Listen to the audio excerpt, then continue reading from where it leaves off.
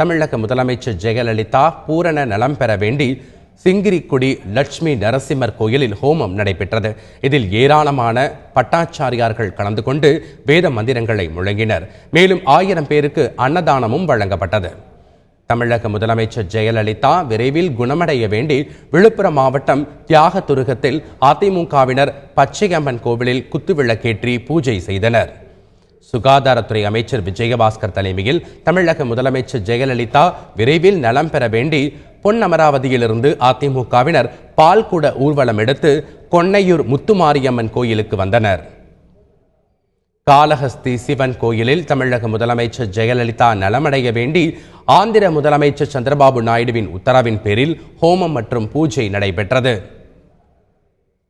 கும்பகோணம் அருகே உள்ள பாபநாசத்தில் தமிழக முதலமைச்சர் ஜெயலலிதா பூரண நலம் பெற வேண்டி நடைபெற்ற கூட்டு பிரார்த்தனையில் வேளாண் துறை அமைச்சர் துரைக்கண்ணு கண்ணீர் விட்டு அழுதார்.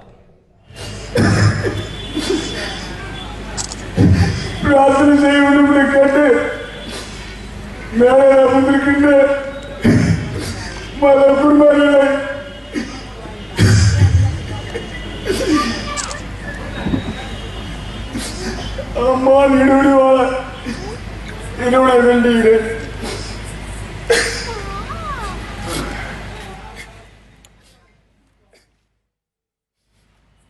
முதலமைச்சர் ஜெயலலிதா பூரண நலம் பெற வேண்டி சங்ககிரியில் 2000 பால்குட அபிஷேகம் நடைபெற்றது.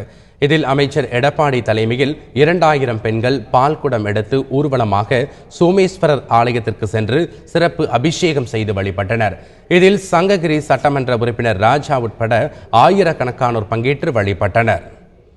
முதலமைச்சர் ஜெயலலிதா பூரண குணமடைய வேண்டி சென்னை அப்பல்லோ மருத்துவமனை முன்பாக முன்னாள் அமைச்சர் கோகுலேந்திரா தலைமையில் கேது பகவான் பூஜை நடைபெற்றது.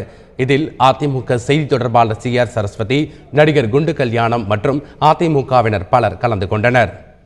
முதலமைச்சர் ஜெயலலிதா பூரண குணமடைய வேண்டி சென்னை அசோக் நகரில் உள்ள பிடாரி ஸ்ரீ காளிகாம்பாள் திருக்கோவிலில் 108 விளக்கு பூஜை நடைபெற்றது. முன்னாள் அமைச்சர் வளர்மதி தலைமையில் நடைபெற்ற இந்த விளக்கு பூஜையில் முன்னாள் அமைச்சர் செந்தமிழன் உட்பட அதிமுகவினர் பலர் கலந்து கொண்டனர்.